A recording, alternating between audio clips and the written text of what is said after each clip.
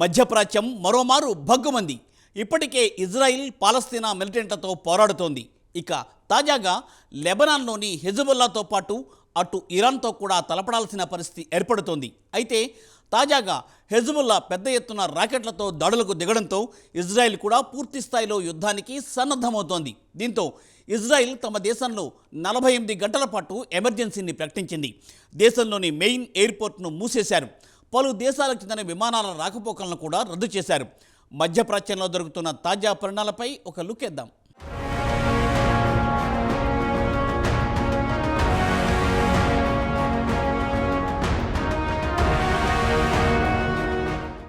మధ్యప్రాచ్యంలో పరిణామాలు శరవేగంగా మారుతున్నాయి. ఇజ్రాయిల్ ఓవైపు పాలస్తీనాతో తలబడుతోంది, మరోవైపు లెబనాన్లోని హెజబుల్లాతో తలబడుతోంది. అయితే తాజాగా ఆదివారం నాడు హెజబుల్లా ఇజ్రాయిల్పై పెద్ద ఎత్తున రాకెట్లతో దాడులకు దిగింది. దీనికి బదులుగా ఇజ్రాయిల్ కూడా కౌంటర్ ఇవ్వడానికి రంగం సిద్ధం చేస్తుంది.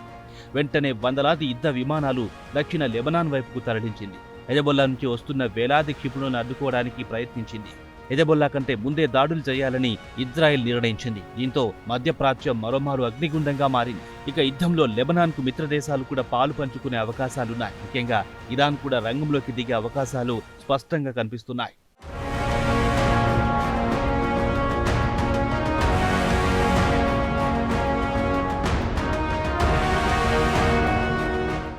ఆదివారం ఉదయం 5 గంటల సమయంలో ఇజ్రాయెల్కు ముందస్తుగా ఇంటెలిజెన్స్ సమాచారం అందించింది.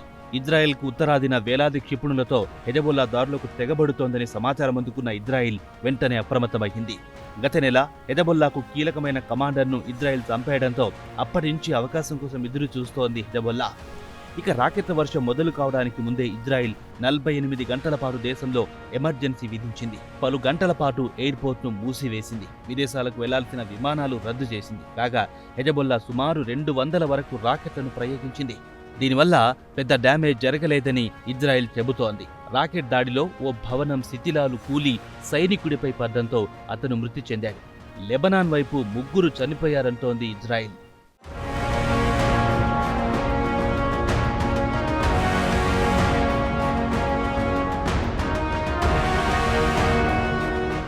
ఒకవేళ హెజబుల్లా విజయవంతంగా సెంట్రల్ ఇజ్రాయెల్పై దాడులు చేసి ఉంటే దానికి తాము కూడా గట్టిగా బుద్ధి చెప్పడానికి సిద్ధంగా ఉన్నామని అంటోంది ఇజ్రాయిల్.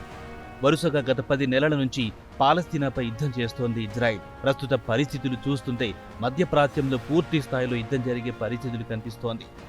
ప్రస్తుతం ప్రాంతీయ యుద్ధాన్ని నివారించడానికి అమెరికా ఛాయాశక్తుల కృషి చేస్తోందని అమెరికా జాతీయ భద్రతా సలహాదారు జాక్ సులివాన్ ఆదివారం కెనడాలో చెప్పారు. ప్రస్తుతానికి పరిస్థితులు మాత్రం అదుపులోనే ఉన్నాయన్నారు సులివాన్.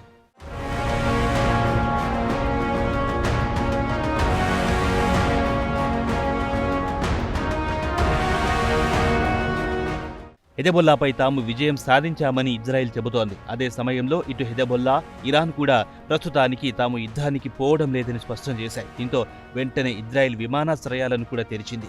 ప్రజలను ఒక చోట పెద్ద మొత్తంలో గుమి కూడా రాదని హెచ్చరించింది. తమ మిలిటరీ బేస్కు ఎలాంటి డ్యామేజ్ జరగలేదని తేల్చి చెప్పింది. తక్షణమే మరోమారు దాడులు జరిగే అవకాశాలు లేవని ఇజ్రాయెల్ కూడా భావించింది.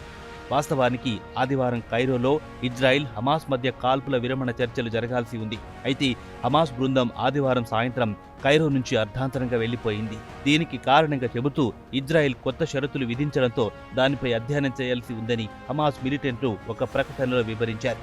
అదే సమయంలో అమెరికా ప్రెసిడెంట్ జో బైడెన్ పై విరుచుకుపడింది హమాస్. అమెరికా ఎన్నికల్లో కమలా హ్యారిస్ ను గెలిపించుకోవడానికి బలవంతంగా కాల్పుల విరమణ చర్చలకు ఇజ్రాయిల్, పాలస్తీనాను రప్పిస్తున్నారని మండిపడింది హమాస్.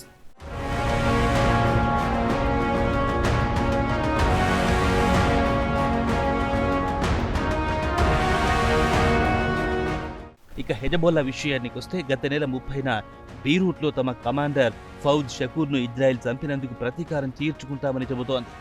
అయితే ఆదివారం 320 కంటే ఎక్కువ క్షిపణులు ప్రయోగించింది. దీంతో పాటు డ్రోన్లతో దాడులకు తెగబడింది. ఉత్తర ఇజ్రాయెల్లోని 11 ఆర్మీ బ్యారెక్లను లక్ష్యంగా తీసుకుని దాడులకు దిగింది. మొసాద్ ఇంటెలిజెన్స్ సర్వీస్పై దాడులు చేయడమే తమ లక్ష్యమని హెజబుల్లా సెక్రటరీ జనరల్ హమాస్ నసరుల్లా ఆదివారం నాడు చెప్పారు. ఈ దాడుల విషయం తెలుసుకున్న వెంటనే ఇజ్రాయెల్ ప్రధానమంత్రి బెంజమిన్ నెతన్యాహు కేబినెట్ సమావేశం ఏర్పాటు చేశారు. దేశాన్ని రక్షించుకోవడానికి అన్ని ప్రయత్నాలు చేస్తున్నామన్నారు. ఎవరైతే తమకు కీడు తలపెడతారో తాము వారికి కీడు తలపెడతామని హెచ్చరించారు నెతన్యాహు.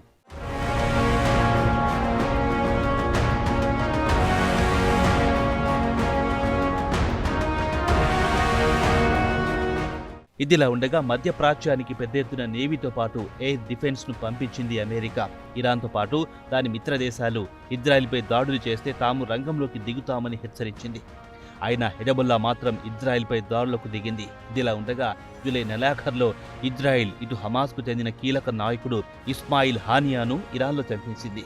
అలాగే బీరూట్లో హెజబొల్లా కమాండర్ షకూర్ను లేపేయడంతో ఇటు ఇరాన్, లెబనాన్ ఇజ్రాయెల్పై ప్రతీకారేచ్ఛతో రగిలిపోతున్నాయి.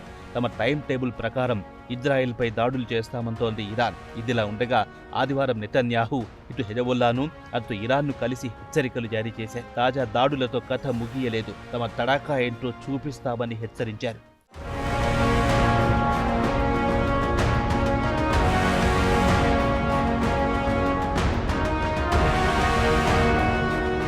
ఇదిలా ఉండగా లెబనాన్, ఇజ్రాయెల్ మధ్య మధ్యవర్తిత్వం నెరపడానికి అమెరికా సిద్ధంగా ఉంది. ఇరు దేశాలకు చెందిన సరిహద్దుల్లో వేలాది మంది ప్రజలను సురక్షిత ప్రాంతాలకు తరలించాల్సి వచ్చింది. ఇజ్రాయెల్ వాదన ఏమిటంటే తమ దేశం సరిహద్దులో ఉండే హెజబొల్లా ఫైటర్స్ను అక్కడి నుంచి తరలిస్తే తమ పౌరులు తమ ఇళ్లకు సురక్షితంగా వెళ్లిపోతారని చెబుతోంది. దీనికి హెజబొల్లా సమాధానం ఏమిటంటే ముందుగా పాలస్తీనాతో కాల్పుల విరమణ ఒప్పందం కుదుర్చుకోవాలని ఒత్తిడి చేస్తోంది. గాజాకు ఇజ్రాయెల్ మధ్య కాల్పుల విరమణ ఒప్పందం కుదిరితే తాము ఖాళీ చేస్తామని షరతు విధిస్తోంది. మరి దీనిపై ఇజ్రాయెల్ సమాధానం ఏమిటో వేచి చూడాల్సిందే.